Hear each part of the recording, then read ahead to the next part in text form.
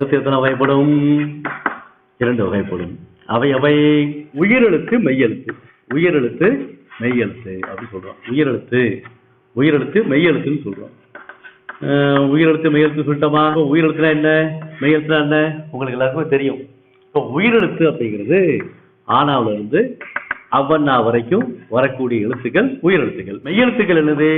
இக்குல இருந்து இன்னு வரைக்கும் வரக்கூடிய எழுத்துக்கள். இப்ப ஆனாவில இருந்து அவ்வண்ணா வரைக்கும் எத்தனை எழுத்து? 12 எழுத்து. இக்குல இருந்து இன்னு வரைக்கும் வரக்கூடிய என்ன எழுத்து?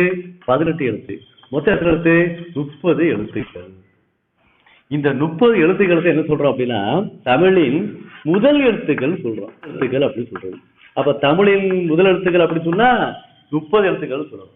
அப்ப 12ஐயும் 18ஐயும் போட்டு எத்தனை வரும்? 30 வருகின்றது. அப்ப 30 முதல் எழுத்துக்களை பற்றி சொல்லக்கூடியது. இப்ப உயிரெழுத்து 12, மெய்யெழுத்து 18 ஆக முதல் எழுத்துக்கள் 30 சொல்லியாச்சு.